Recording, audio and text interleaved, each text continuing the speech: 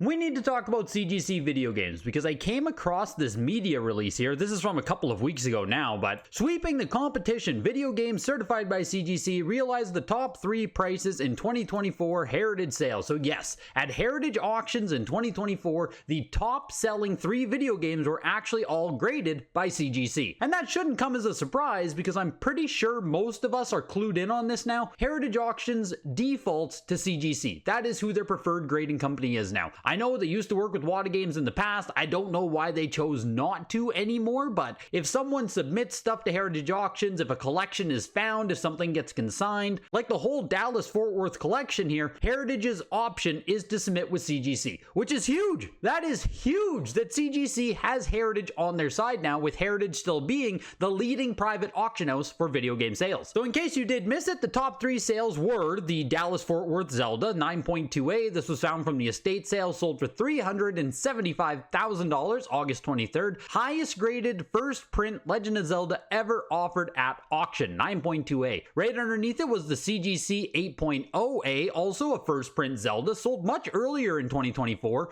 $288,000 though for the 8.0A, which this one sold in August, this one was sold in February. When this August copy sold for only $375,000, it was actually kind of seen as a not great sale by a lot of people. Even myself, when I saw it, I thought this could go $400,000 or $500,000 based on this 8.0 sale. Looking at both copies here, the 8.0A for $288 and the 9.2A for $375, this is the better purchase right here. The 9.2, more expensive, is the better relative value in my opinion. I'm not a guy with $1 million, I can't buy either of these copies, but if you had endless money, I think this is the better bet here to have. And then the third most expensive game sold was the Clay Fighter Sculptor's Cut, just sold at auction a few weeks ago for $175,000, the first time a factory sealed Sculptor's Cut has ever gone to open auction anywhere. 9.4 A++ on that. Beautiful copy. Really cool to see. And it goes on to say that since 2022, CGC Games is doing great. And they are. I'll say that too. Obviously, CGC missed out on the early years. Like, WATA did get a head start on them by what, 3 or 4 years. If CGC did start late 2022, they've been going now for about 2 years and some. So they've made up a ton of ground in this space in those 2 years. And even though I do personally still lean towards WATA Games, I do prefer WATA Games, I'm not ignorant to the fact here that CGC can very easily flip the market going forward. CGC can very easily become the preferred grading company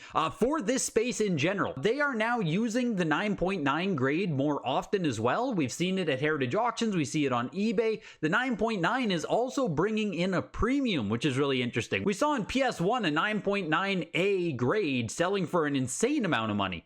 Increased opportunity to get that 9.9 top grade, which a lot of people I know, we can sit here, we can argue, oh, the WATA 9.8 is better than the CGC 9.8, or the WATA A++ is harder than the CGC A++. If the higher numerical grade is starting to be given out more with CGC, people will likely just gravitate towards the 9.9s. And with CGC having the lowest prices, even after their price increase, which I'll talk about in just a second here, with CGC having the lowest prices, they are the choice for bulk submitters, they're the choice for dealers, and with all of that Switch games, Case Fresh, PS3, all of these low-level entry games, new people coming into the hobby are going to see CGC. They are the cheapest company to get it done with. Also, in 2025, I don't think it's a shocker to say that WATA Games does have that bad gamer stink still. People still do not like WATA Games. Outside of this graded sphere, WATA Games is not celebrated. And obviously CGC has a ton of issues as well on the comic side, on the trading card side. CGC has all of its own controversies and issues that are taking place, but on the video game side, they actually have a pretty clean slate, and that can go a long way into people choosing which company they're going to go with. One of the biggest things that does still hold CGC back, or that might hurt them in becoming the top of the top company, is that WATA Games did have the head start. And with that, WATA Games had a lot of the VGA, the really high VGA graded stuff, swapped over to WATA Games. And it's unlikely a lot of those high grade Grail, NES games, Super Nintendo games, it's unlikely they're going gonna go to CGC holder. We'd really have to see confidence that high grade CGC is the best option for these people for both money, collection, because a lot of the VGA collectors already swapped to WATA, and now it's like, are they going to swap again to CGC?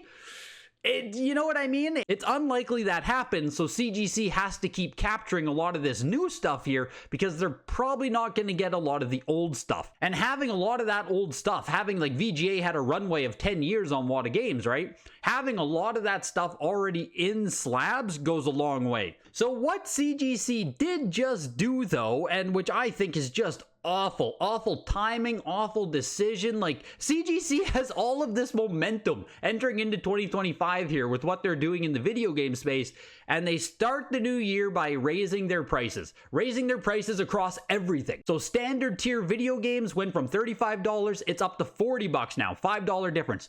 Walkthrough went from $120 up to $150, $30 difference if you want to get your game back faster. Even doing the crossover, and this is what I'm talking about, right? People changing their WATA games into CGC, people changing their VGA games into CGC. This is like the #1 thing to do. This is to get more games inside of CGC cases, right? You should incentivize people to break out the competition, which is what they did. It used to be $25 to cross over a game. They changed that now to $40.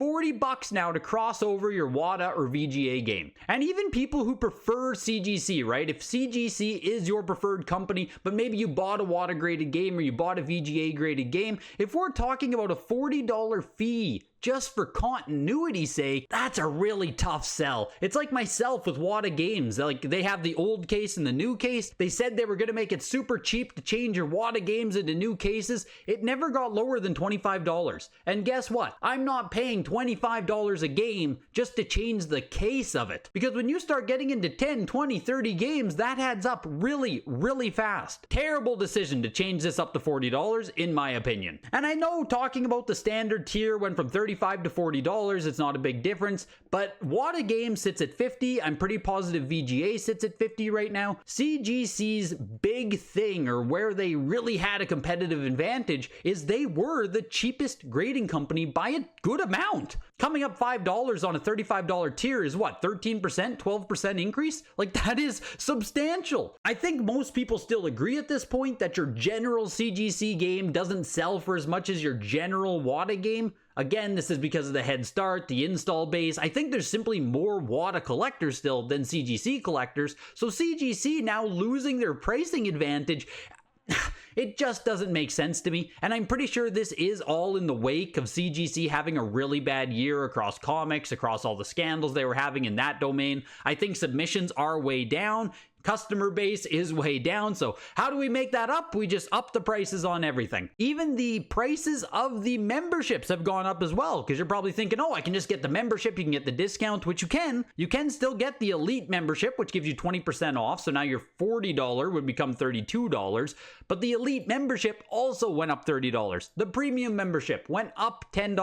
CGC made the decision to raise prices on literally everything to start 2025. The best thing that CGC still does have is their complete inbox grading. And this is what I mean with like the price points and CGC getting momentum and what they were offering. Their complete inbox offering is genuinely just better in every way than what WATA does. WATA Games still insists on charging $89 to get your posters or maps put on the back of the label. CGC would include all of that for the $40 fee, which is still half the price of WATA Games to get the same equivalent service. And I'm sure you guys can attest to this as well, but when you see high-grade CIB on Heritage or eBay or wherever they're being sold, the majority of them are CGC now. Again, we're going to have a lot of older WATA Games CIBs in their cases, but CGC has taken over CIB grading, and if someone asks me who they should grade with for CIB, it's CGC, even with this price increase. But pieces of media like this where CGC can share that they had the top 3 video game sales at Heritage Auctions last year, this is the kind of headlines that gets attention. We saw it with WATA Games on their rise to prominence. Headlines about high selling WATA games, grade with WATA Games, look how much they sell for. CGC is in that kind of position here entering into 2025. CGC is going to get the attention of high-end collectors. And once the high-end collectors decide decide that CGC should be super valuable, it trickles down. The value of the brand goes up, the value of all CGC graded games goes up in the eyes of consumers. I do think the price increase is going to hurt them. I think it's going to make people consider, should I send this factory case of Switch games to CGC? Should I send my 1 or 2 games to CGC now? Does it matter? Maybe you guys feel differently, but definitely let me know your thoughts on CGC here as we enter into 2025. Are we going to see them keep getting stronger in this space? Or is this the peak for CGC and we're going to start seeing a rebound for both WATA games and maybe even VGA? Say thank you to every single patron who helps support the channel as well as the YouTube members. I can't do this without you guys. Hit the like button and I'll see you in the next video. Goodbye.